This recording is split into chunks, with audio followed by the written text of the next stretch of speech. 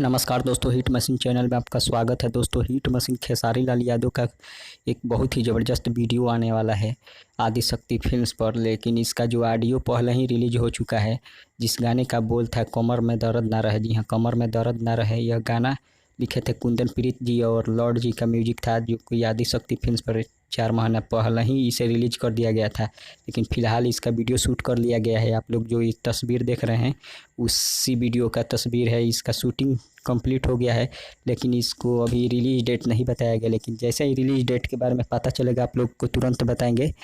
लेकिन यह वीडियो बहुत ही ज़बरदस्त तरीके से शूट किया गया है। आप लोग देख सकते हैं, बहुत अच्छे लोकेशन पर इस वीडियो को शूट किया गया है।